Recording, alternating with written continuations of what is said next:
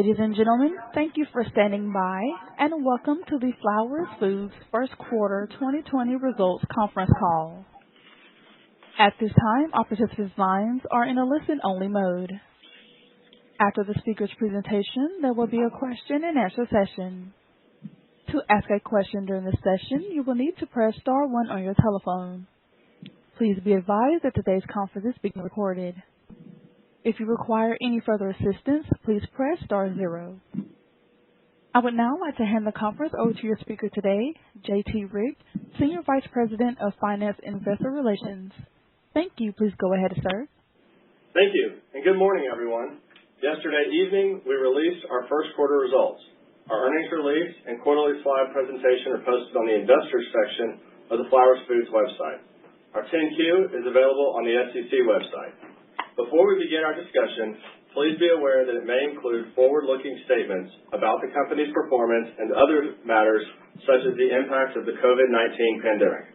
Although we believe these statements to be reasonable, they are subject to risks and uncertainties that could cause actual results to differ materially. In addition to the matters we'll discuss during the call, important factors relating to Flowers Foods business are fully detailed in our SEC filings.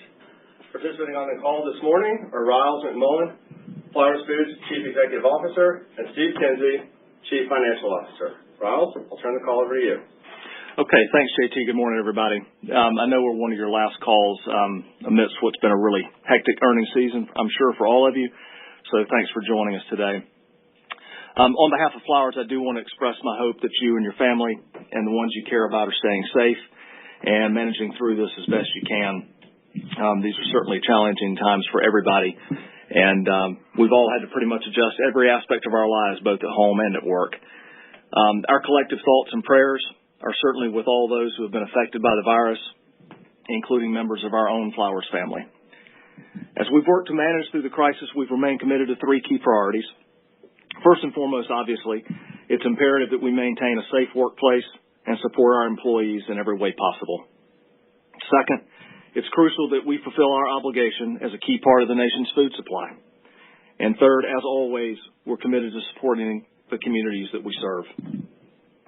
As far as our team goes, it's really difficult to adequately describe how incredibly proud I am to serve them. Across our company, from plant operations to sales, distribution, head office, and support staff, their performance has been flat out amazing. I firmly believe that our success during the quarter reflects the collective loyalty, commitment, and passion of our team. Our core values of service, integrity, and character have always been and always will be our guiding light, and those values served us well as we navigated previously uncharted waters. I'm especially grateful for the hard work, dedication, and personal sacrifices of our frontline workers. Last month, we distributed incremental bonuses to our heroes to recognize their extraordinary efforts. Now, our top priority is ensuring the health and safety of the team, and in the early days of the crisis, we established a pandemic steering committee and a task force led by senior Flowers executives. We've carefully followed guidance from health authorities, and we've instituted a number of safeguards for the protection of our employees, including enhanced sanitation, wellness and temperature screenings, travel restrictions, company-provided masks, remote work, and, of course, social distancing. We've also enhanced our benefit programs that are enabling our employees affected by the virus to care for themselves and their families. Despite these efforts, we have had some confirmed cases. And while certainly one affected employee is one too many, we have been fortunate in that we've experienced relatively few cases overall. And I think that robust bakery training, guidance, vigilance, constant communications from our pandemic task force are largely responsible for this result. So a heartfelt thank you to all the members of the steering committee and the task force, as well as our regional vice presidents, plant general managers, and the broader team for helping us maintain the safe conditions of our facilities. We take very seriously our responsibility to help feed America, and we have an enormous responsibility to ensure our products are readily available to our consumers. Now, because our bakeries are strategically located around the country and close to the markets they serve, we were able to supply the market despite the unprecedented increase in retail demand. During the height of the panic buying in March, we streamlined our product assortment just like we do in advance of a hurricane, but in this case, we did it virtually nationwide. That allowed us to maximize production by focusing on longer runs of our best-selling items. Furthermore, we were able to reallocate some of our food service production to support the growth in the retail channel. Our production teams did an amazing job keeping up with the changing marketplace and ensuring our customers and consumers had the products they needed. For a number of weeks there, they were literally running around the clock. And our independent distributor partners played a key role and continued to faithfully serve their markets despite the personal risk. And finally, we have a deep connection to the many communities we serve, and as always, we're supporting them during this challenging time. That includes donations of food and supplies from our bakeries throughout the country to their local food banks, hospitals, and first responders. Like many companies, this year we're conducting our annual shareholder meeting virtually. And so we made the decision to donate a portion of the funds budgeted for that meeting to Second Harvest of South Georgia in conjunction with Feeding America. Flowers is a Feeding America mission partner, donating more than $10 million worth of baked goods last year. And this most recent gift enables the provision of approximately 450,000 meals for the hungry right here in South Georgia. Some of our bakeries with underutilized food service lines have worked with Feeding America's regional warehouses to provide millions of buns to food kitchens in need. So these three priorities, maintaining the safe workplace, helping to feed America, and supporting our communities, have been our North Star and have helped to guide us through. So later in the call, I'll discuss the current business environment and the steps we're taking to deal with this extraordinary situation. But first, I want to turn it over to Steve to review the details of the quarter and share our current outlook for 2020. Steve? Thank you, Ryals, and good morning, everyone. I'd like to also echo Ryals' comments and express my sincere thanks to our team whose efforts during this time have been nothing but outstanding. Our quarterly results are important, but in this unprecedented environment, we think it's even more important to go beyond just reporting the numbers and also provide as much clarity as we can about what drove our performance in the quarter, what we are seeing presently, and what could occur over the remainder of the year. Our look into the future is no better than anyone else, but we are committing to offering as much transparency as possible given the uncertain times in which we find ourselves. Now turning to the quarterly results. Given our first quarter is 16 weeks and includes the first 2 weeks of April, our results were strongly influenced by COVID-19.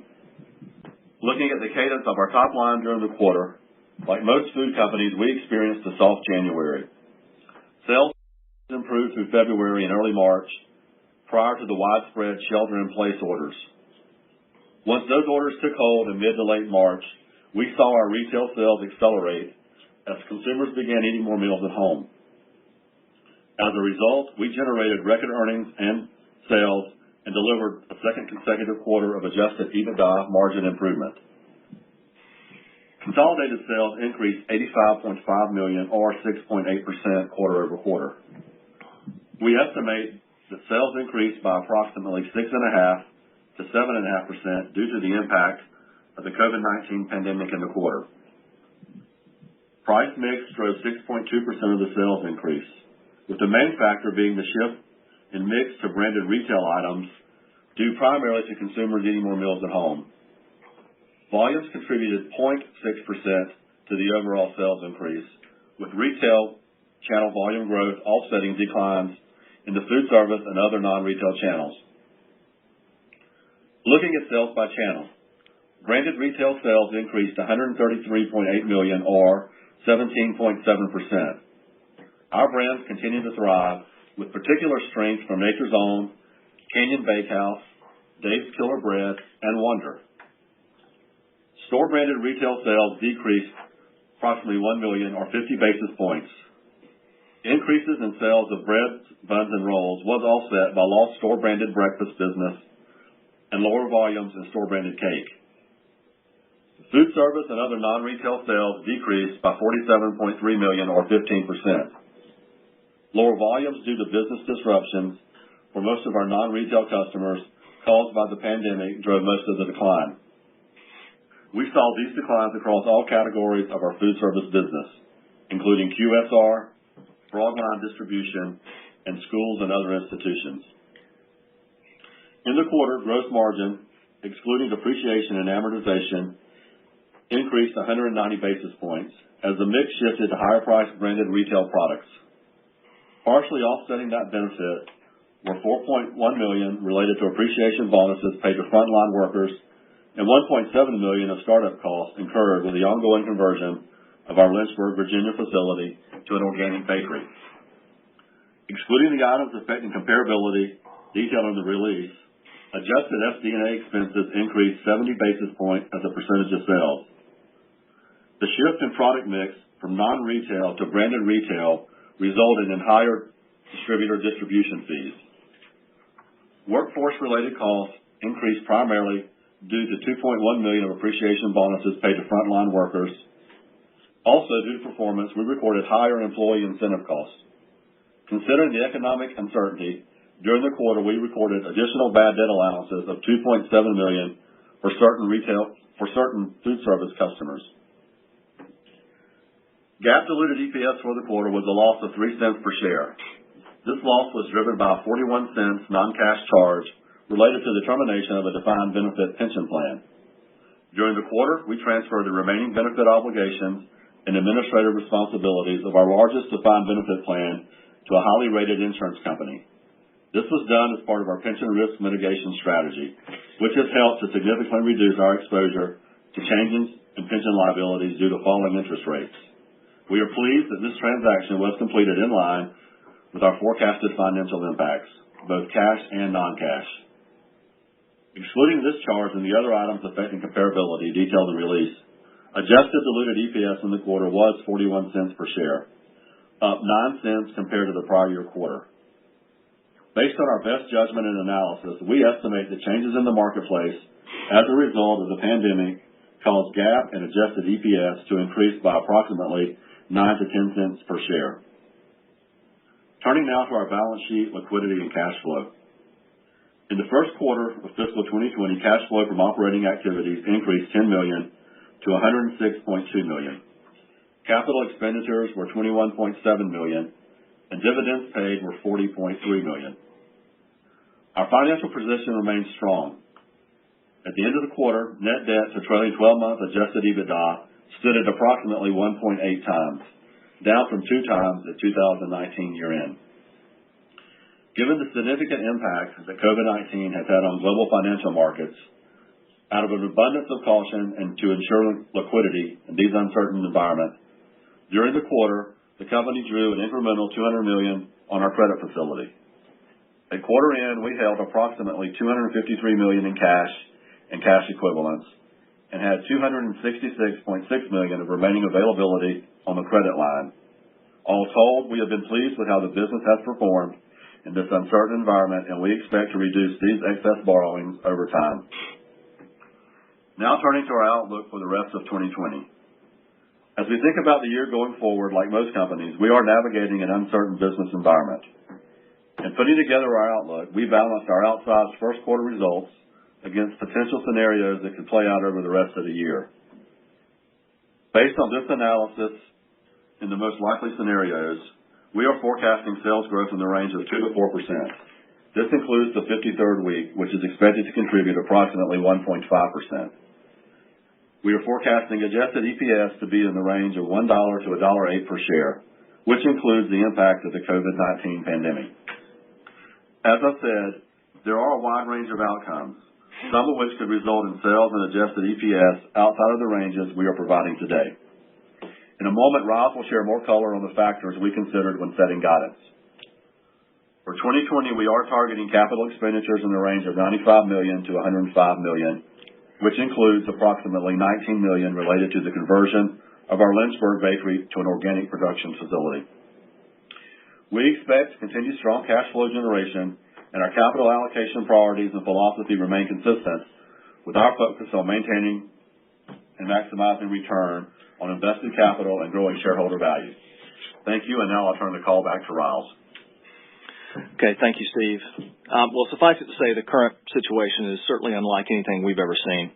To provide you with some perspective, I'd like to walk you through the environment we saw in the first quarter, how we responded to that, and then what we're seeing now so far in the second quarter. As Steve said, the quarter began with sales roughly flat for the first 10 weeks. Like a lot of the food industry, January was particularly weak for us. We were up against a difficult comparison relative to the prior year, primarily due to early SNAP payments and some winter storms that occurred in 19. We saw things begin to recover in February and early March, and then at the outset of the crisis, we saw a jump in net sales with our week 11 up approximately 12% as consumers began to stock up on groceries in anticipation of stay-at-home orders. And that performance continued until the last week in the quarter, which was comping against a really strong Easter a year ago. Sales momentum then resumed in the second quarter, with the first 3 weeks coming in at approximately 7 to 8% over last year. The primary driver of the sales growth has been our branded retail business, which is experiencing growth far more than we would normally expect under normal circumstances, having increased 17.7% in the first quarter. During the peak of demand in March, our weekly branded retail sales growth exceeded 70% versus the prior year. In the final weeks of the quarter, the rate of growth did moderate, but remained elevated at about 20% above prior year. Looking at the overall category, while it showed some nice growth, I am happy to report that we outperformed the category by a large margin. IRI data shows dollar sales of fresh packaged bread in the quarter were up 13%, while Flowers branded bread sales grew 21.2% in the tracked channels. Our top brands performed especially well. Tasty Cake was up 3%, Nature's Own was up 18%, Wonder was up 30%, Dave's Killer Bread was up 32%, and Canyon Bakehouse was up 77%. As I mentioned earlier, our financial performance in the quarter was primarily due to our ability to quickly respond to marketplace demands. From the very beginning of the crisis, we streamlined production and sped up service to the market, and our customer shelves were in large measure well stocked. Also contributing to market share gains were new products from our leading brands, which continued to attract consumers, and our DSD distribution model.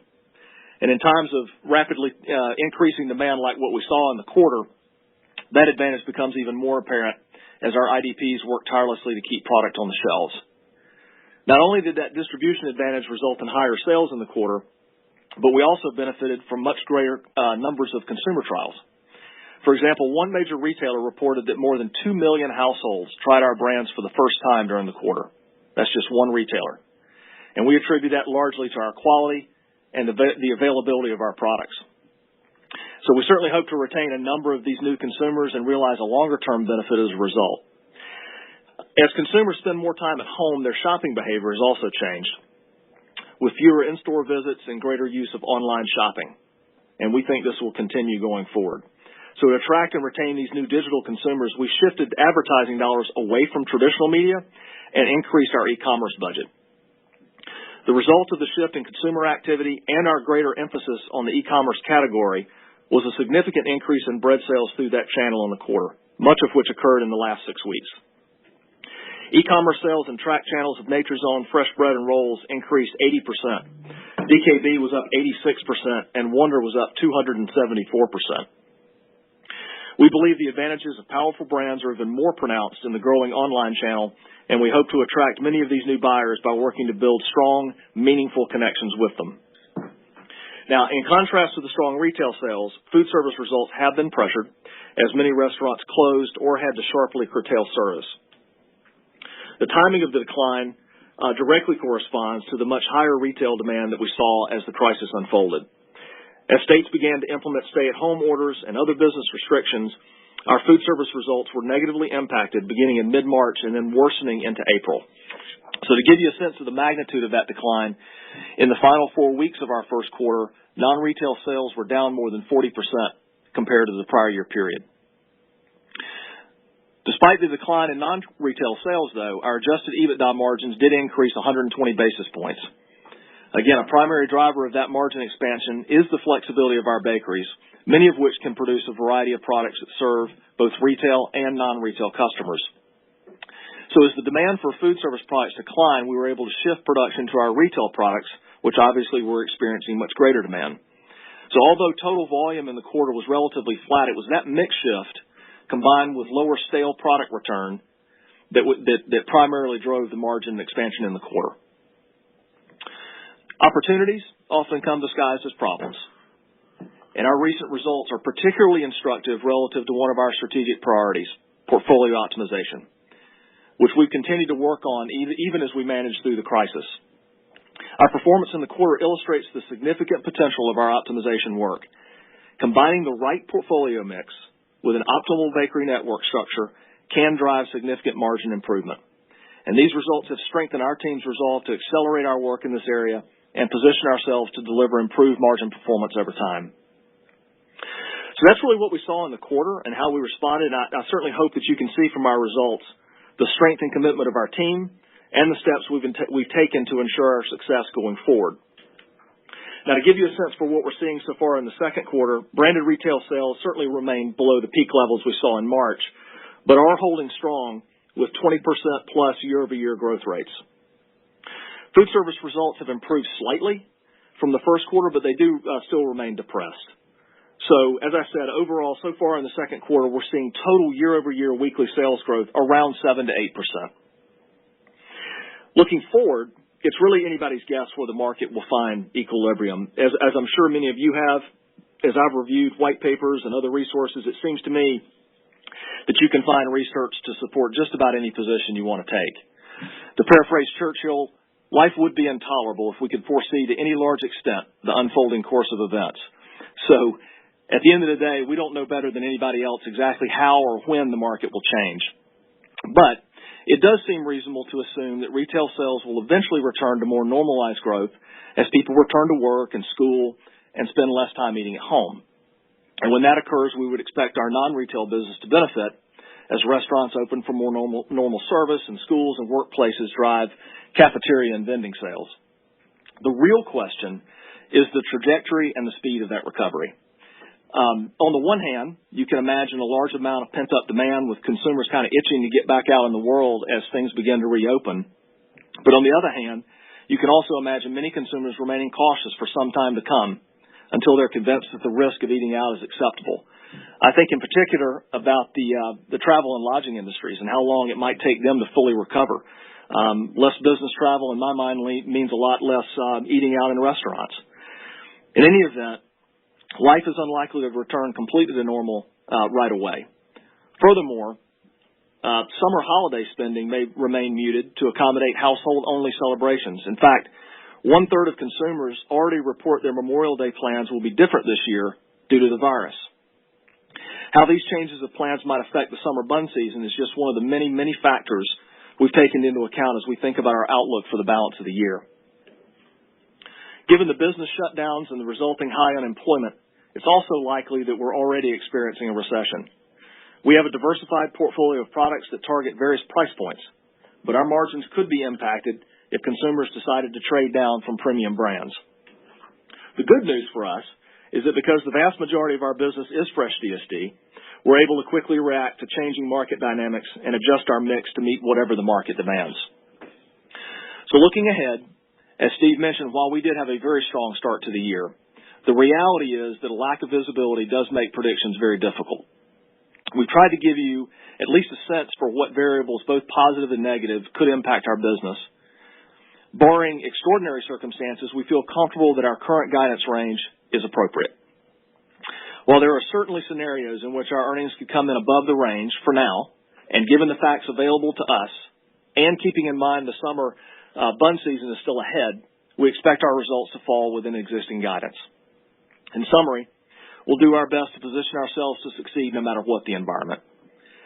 Now, as I've consistently reminded our team, while it was vitally important that we managed well through the crisis, it's equally important that we manage well as we come out of the crisis.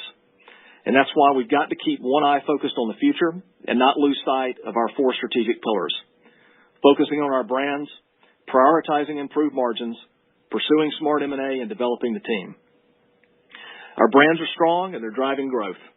Our margins have improved for 2 consecutive quarters, and we expect our supply chain and portfolio optimization program to propel further improvement going forward. And in fact, we remain committed to the $10 to $20 million in savings for 2020 that we quoted to you in February, despite the disruption from the virus. And while we can't comment on specific M&A targets, our recent acquisitions continue to generate strong results, and we're actively pursuing similar acquisitions to help drive growth in the future. And finally, our talented and dedicated team is performing exceptionally well under very difficult circumstances, and they've adjusted nicely to remote working, utilizing a variety of technologies to stay connected with each other and the business. In fact, personally, I've been very pleasantly surprised at how well this has worked for us. And like many companies, we will likely consider increased use of these technology platforms and permanent changes to remote work policies going forward. In this period of heightened uncertainty, our business is well positioned to thrive. With weekly data on sales trends, the ability to shift our production mix quickly, an advantaged distribution network, and a strong liquid capital position, we can capitalize on opportunities as they present themselves. And rest assured, we're doing everything in our power to do just that. Now, Julie, if you're ready, we'll open up the line for questions. As a reminder, to ask a question, you will need to press star 1 on your telephone. To withdraw your question, press the pound key. And please limit to one follow-up. Stand by while we compile the Q&A roster.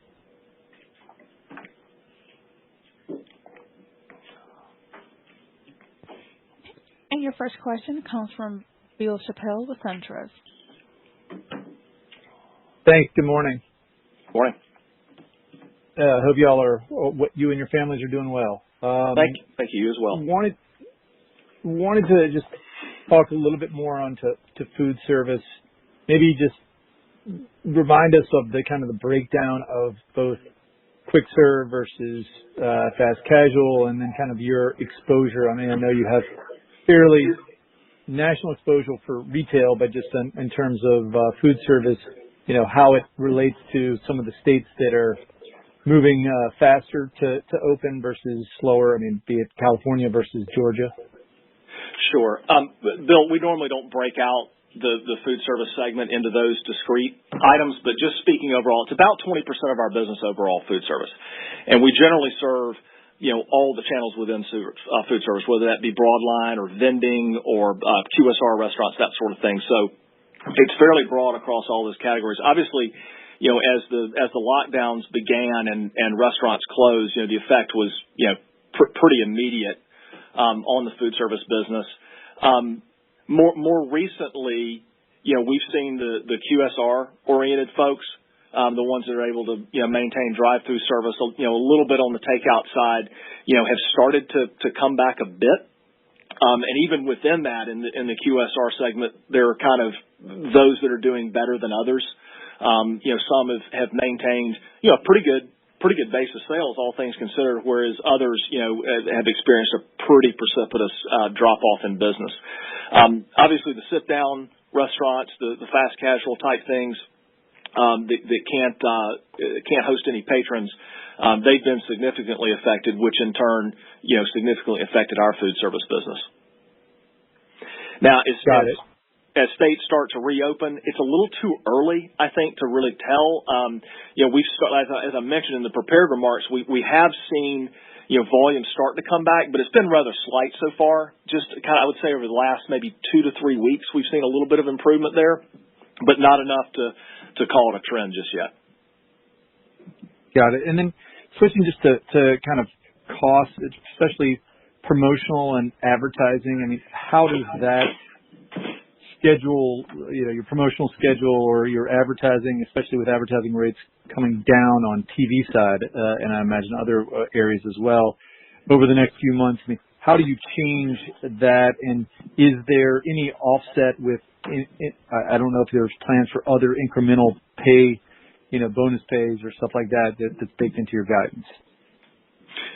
Sure. Well, on the promotional side, I mean, we work retailer by retailer to basically incorporate the plans that that they would like to put in place. I mean, overall, I would say promotional activity has been a little bit lower during this period. Advertising dollar wise, as I mentioned, we did have a pretty robust advertising budget set for the year, but we have shifted some of those dollars away from traditional media, and in addition to that, actually implemented some increases, mostly targeted at digital and the e-commerce channel. Got it. Okay. Thanks for the color. Stay safe. Sure. Thank you. And your next question comes from Rob Dickerson with Jefferies. Great. Thanks so much. Good morning, everyone. Good morning. I too hope your families are doing well. It sounds like everyone at Flowers is doing a great job. providing bread to the United States.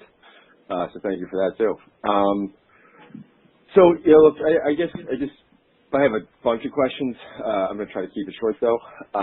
In terms of the guidance, kind of like you said up front, you said you're basically the last of those reporting on a calendar basis. We've had companies lift guidance, keep guidance, increase guidance.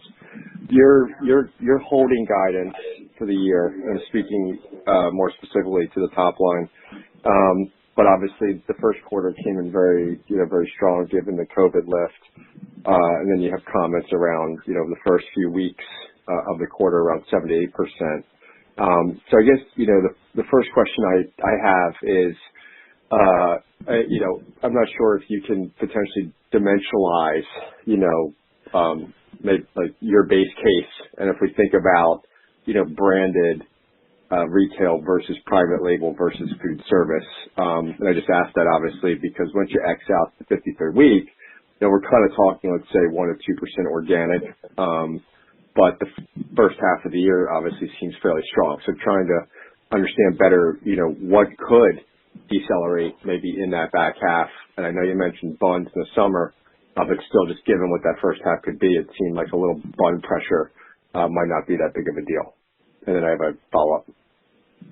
Sure. Well, Rob, let me start, and Steve may want to provide some additional color. But I mean, look, we considered a variety of things as we thought about guidance. Obviously, where we landed was maintaining what we had. As we looked at various outcomes and scenarios that could take place for the balance of the year, trying to take into account, as you said, the really outsized results of the first quarter, but also tempering that against a very uncertain outlook for the remaining 3 quarters for us. We felt it was most prudent and most reasonable, and given what we know today, at least, the most likely outcome would be that we would fall, somewhere within the current guidance range.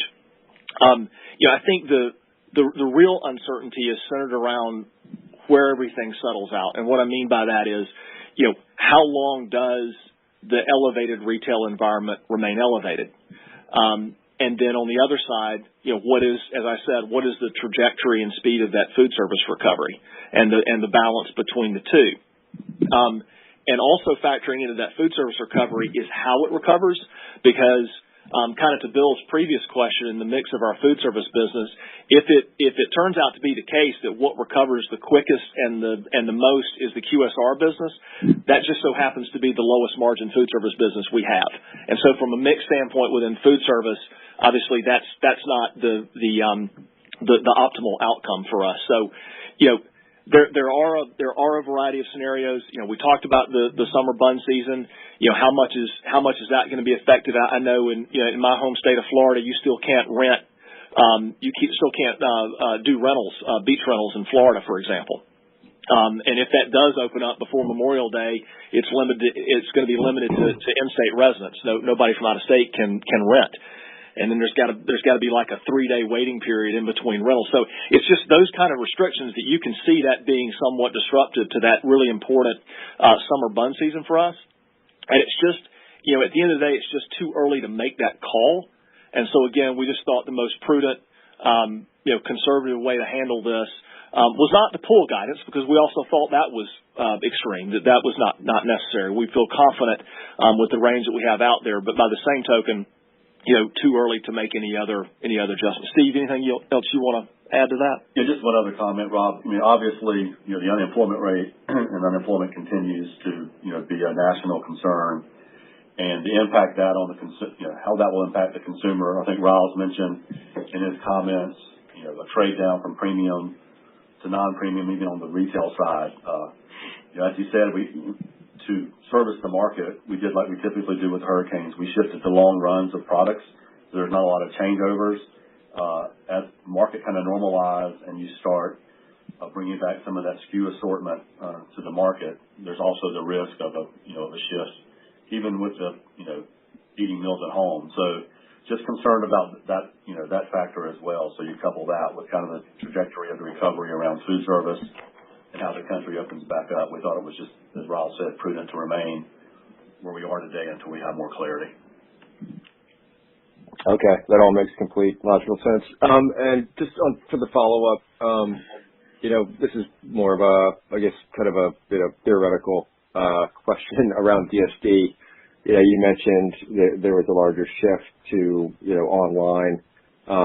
So I guess one is just obviously in the near term there would be no change to a DSD system, but kind of more conceptually, do you need to think about if there are longer term effects and how Flowers would address those, and then really quickly, just any commentary maybe from you, Steve, just on kind of the go forward, mainly in Q2 around any incremental SG&A costs driven by COVID. Thanks. Yeah, good question, Rob. And it is fascinating to watch these changing market dynamics. The rise in e-commerce, it's still overall it's still pretty small. I mean, we quoted you some pretty high percentage growth numbers, but bear in mind that's off of a relatively small base. But we believe that some of these changing behaviors might be permanent.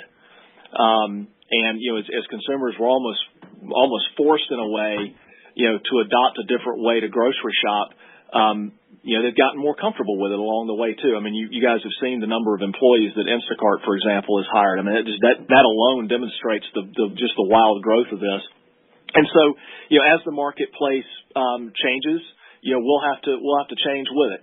Certainly not prepared to comment on any changes to our distribution system. We don't have any plans to do that currently. But certainly, as the market changes, it's incumbent upon us to evolve with it. Yeah, Rob, just one follow-up on Ronald's comment is, most of the surge buying actually happened in brick and mortar. It was through click and pick. So that drove Instacart, that drove other, major retailers, were primarily the consumer was ordering online, but either picking up or having home delivery. It wasn't like they were necessarily, reaching out to order online and you have it delivered through other channels. With regard to SD&A costs, again, primarily it will depend on the mix of products going forward as you look at, distribution, discounts. We also, expect some probably heightened workforce related costs as this continues, if the growth and the buying continues at, the 20% range or so, that 7 to 8% that, Ryals talked about. So nothing really out of the ordinary. It's just some of the same factors we've seen historically, maybe driven by different conditions than they were historically. But elevated workforce. Right now, we talked about heightened AR write-offs, but reality is our business is so near term on a weekly basis. We believe we have a good handle on that, and barring anything catastrophic, across the board, I don't anticipate that to really get out of hand. So we feel comfortable with that. Rob, this is Ryals. I just want to circle real quick back to the guidance question and say one more thing about it. I do want to make sure that it comes across as we are optimistic about the business. We were optimistic before the crisis, and we're still optimistic now. But we do need to be responsible and temper that optimism against the lack of visibility that's ahead.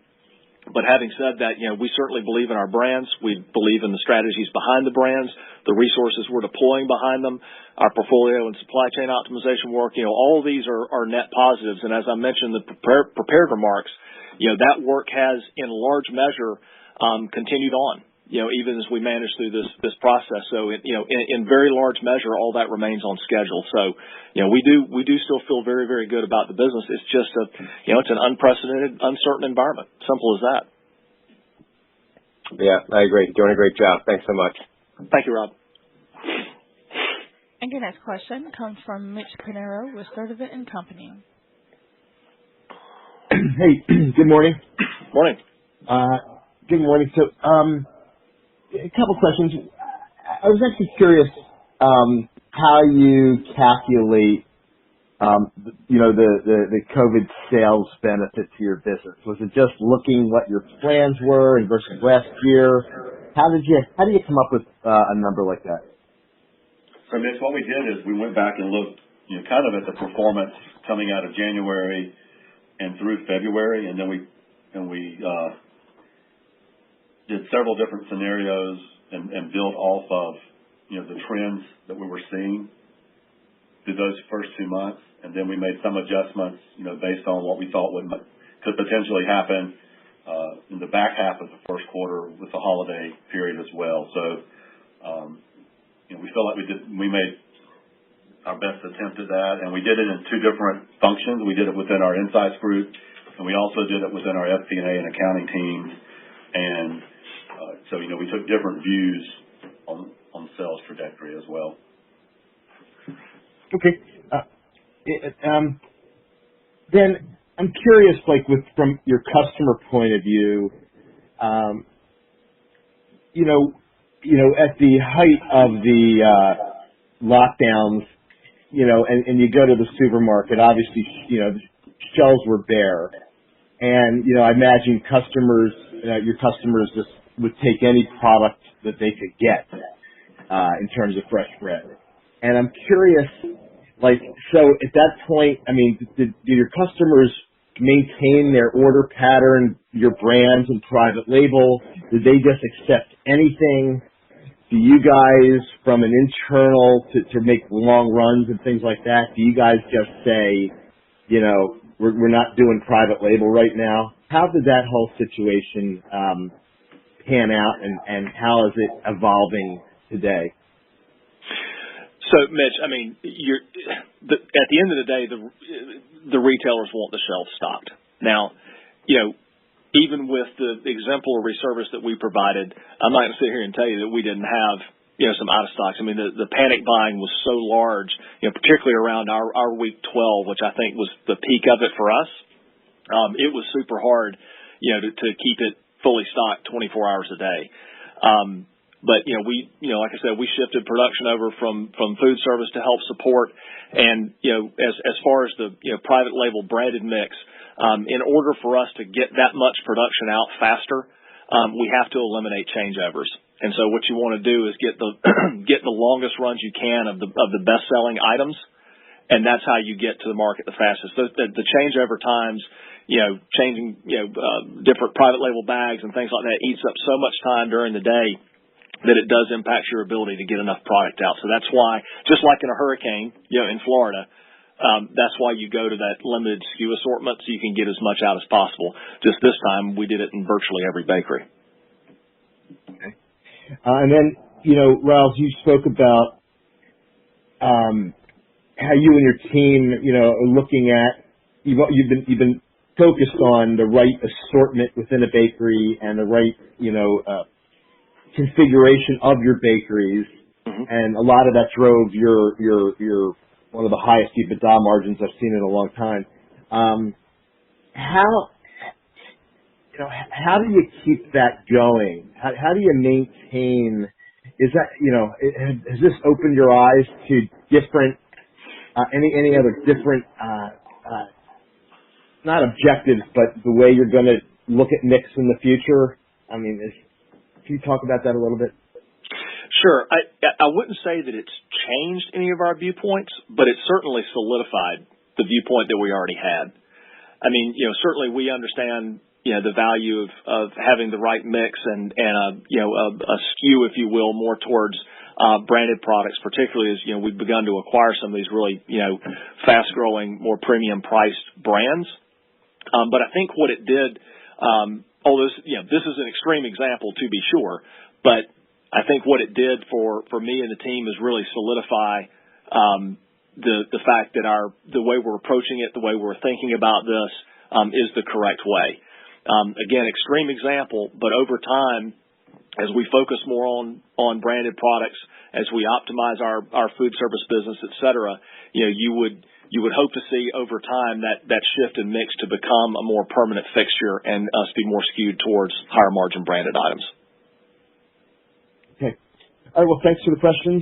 Everybody stay safe. Thank you, Mitch. Your next question comes from Brian Holland with D.A. Davidson. Yeah, thanks. Good morning. I was surprised by the magnitude of share gains, given I believe most of your competitors utilize a DSD route to market. So I was curious if you could just highlight where that share capture was most acute in the quarter. Was it more pronounced within any brand, price point, category, channel? It was pretty, excuse me, it was pretty broad-based. The reason for it, at least in my estimation, is what I largely covered in the prepared remark, which is, very early on, we were able to quickly shift production, get to those longer runs that I was just talking about, get product out, and then, our unbelievable network of independent distributor partners that were there and ready to go and serving the market. I mean, it was really, we're used to doing this. We've always done it. For winter storms, for hurricanes, or whatever. I like to joke. They don't have hurricanes in California, but the guy that runs that region used to be based in Florida, so he knows how to do this. So even out there in California, we have our personnel out there that understand the business and understand how to get product out quickly. So, to me, that in probably the largest measure was the reason for our share performance in the quarter. Okay. And then, Steve, I wonder if you could provide, or Ryals, any context into, how significant kind of the grilling season is as it pertains to your business. And I guess, as you look at insights, and I read some of the same surveys, Ryals, that you referenced, I mean, is there a thought that, when we balance out, maybe fewer gatherings into these summer holidays versus just the underlying demand surge that continues to persist at above average levels? I mean, is there a scenario in which, that category is flat or down around these holidays? If you could just provide a little more context around that. Certainly, I mean, anything's possible. It just depends on how severe it is. I mean, on the one hand, you could see it, because people aren't allowed to gather or whatever reason it might be, you could see, less holiday celebrations. I mentioned the restrictions here in Florida. But on the other hand, if every household has a celebration, you could still have a pretty doggone good bun season. Now, I will say, we have taken steps to, as best we can, make sure that our level of production is in line with our best estimate of what demand might be. And so we're not, a lot of times in order to completely serve the full bun season, we have to go outside the company, the co-packers, to help us manufacture. We're doing less of that this year, and not taking on quite as much. So, again, it's one of the reasons for us being conservative on the guidance is we'll have to just wait and see how it plays out. I hope as we move through the summer that hopefully July 4th is better. Labor Day is not nearly as big of a holiday as it used to be for us since schools start back. But then, or they start back so much earlier than they used to. But, thinking about other factors on the retail side, obviously kids are out of school still in the summertime, but a lot of these summer camps are canceled too. So you're still going to have a lot of, families still at home together through the summer, which could help, maintain that elevated level of in-home eating. Thanks. That's helpful color. Last question from me. M&A landscape, some reference to it. I'm just curious, we've heard some commentary from folks, maybe more on the food service side about, maybe the backdrop sort of opening up here as we come out of this. Maybe your focus would be a little bit more on the branded side. So just curious what you're hearing or seeing. Is there an increased appetite for folks to sell in this environment? Valuations getting any more palatable? Just curious what you're hearing and seeing there. Not really any change from the commentary I made last quarter, which is that, they're starting in kind of the back half of last year, I saw a pretty substantial decline, in the level of, M&A activity, a decline in the level of, companies that were, interested in maybe pursuing a transaction. And really that's kind of continuing right now. They're sort of trickling in, whereas, up until, call it June of last year, they were coming in, seemed like once a week. So I don't know whether this has necessarily changed people's appetite to engage in a transaction. I certainly haven't seen a whole lot of change in at least valuation expectations, if not, actual valuations from completed transactions. But nonetheless, whatever the environment, we remain active, we remain engaged with those that we're interested in. Appreciate it. Best of luck, everyone. Thanks. And your next question comes from Faiza Alvi with Deutsche Bank. Yes, hi, good morning. Morning. So a couple of questions from me. First, I see that you still have, $10 to $20 million of, sourcing savings or benefits that you have in the back half. And I know, last time when we talked, there were sort of other savings that you were thinking about that we were supposed to talk about this year. I imagine that that's more on the back burner. But I just wanted to get a sense of, is there a risk that you don't get these sourcing savings if things don't sort of, quote unquote normalize by the end of the year?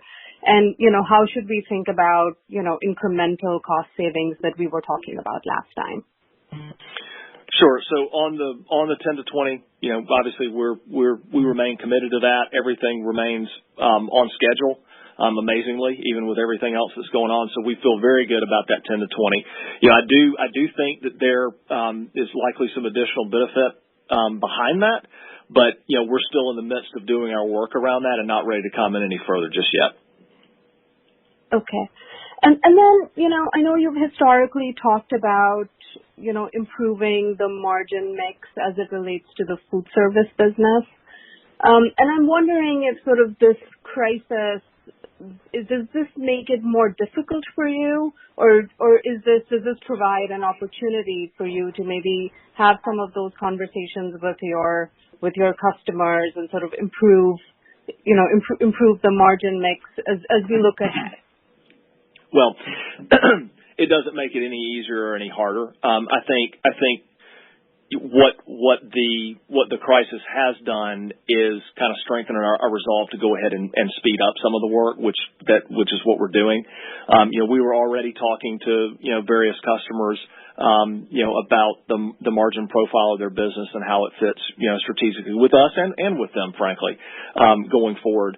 And I think we can expect to accelerate some of that work and continue to focus on the higher margin food service business.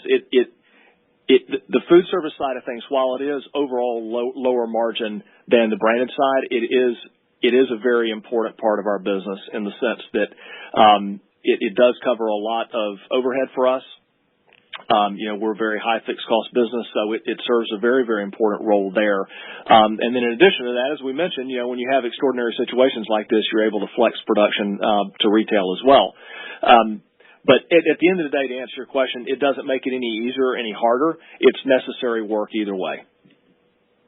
Okay, understood. Just last question. I wanted to get your take, on private label as we look ahead to the rest of the year. I think you mentioned that you think we're already in a recessionary scenario. And historically, we have seen private labels take share in a recession, but this time might be different as, you're not seeing that much. You're not seeing consumers sort of go out to eat, so there's more demand at home.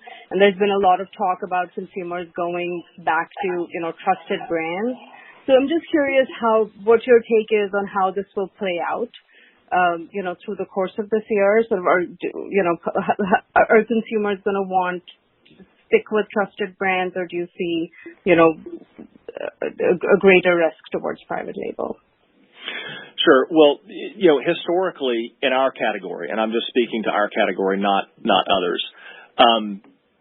In our category, in prior recessions, we've held up pretty well. You might see a little bit of trade down, but generally speaking, the branded side of the business has held up quite well. Remember that private label is pretty overdeveloped in our category relative to others. So it's already a pretty high share of the total market as it stands today. The one difference that I would point out is that because of some of our more recent acquisitions, particularly Dave's and Canyon, that do carry an even higher premium price than Nature's Own does, one can at least imagine a scenario where, if we remain in a deep recession and we don't, bounce out of it pretty quickly, that you could see, some trade down from those, call it super premium items, if you will, more down to Nature's Own. But I wouldn't expect to see too much, from Nature's Own to private label, for example. Great. Thank you so much. You're welcome. And your last question comes from Ryan Bell with Consumer Edge Research. Good morning, everyone. When we look at a meaningful portion of your 1Q, we see less than normal trends. As we get out of the peak stock-up activity, how do you think about the cost impacts that we'd be seeing if we assume that, say, the latest 3 or 4 weeks that you talked about, the trends that we're seeing there are more similar over the next few months? Yeah, I think, when you look at the category, you look at our business, we're not a typical pantry loading category. I mean, due to the shelf life of our product, the turns are pretty robust and things happen pretty quickly. So, to say we don't have normal trends, most of our cost elements go in tandem with our volume. And because of, the volume increases on the retail side of the business, you did see some elevated costs within, the gross margin overall.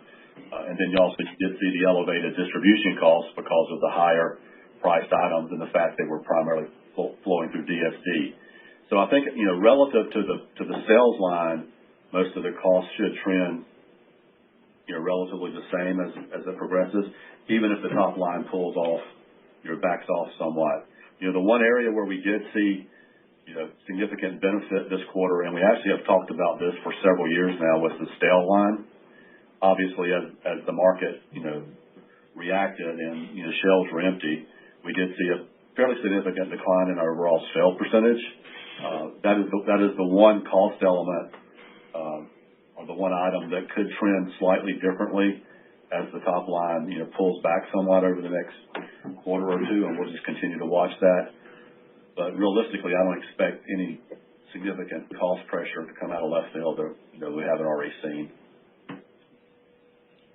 Thanks. That's very helpful. And what types of efforts do you plan to take around encouraging the retention of the increased household consumption that we've been seeing as we get into a more normalized environment? Sure. Well, I mean, as I mentioned earlier, we have, increased our e-commerce budget. We already had a very robust marketing plan for this year to continue to support our brands. And if you'll remember, that's a big difference from, 2 or 3 years ago. We've raised that overall budget significantly, and frankly, we've seen some very, very nice results from it. I think that's, part of the reason that our top line has performed so well. In addition, we very, very briefly mentioned new product introductions, but we did have several that went out right at the end of the quarter.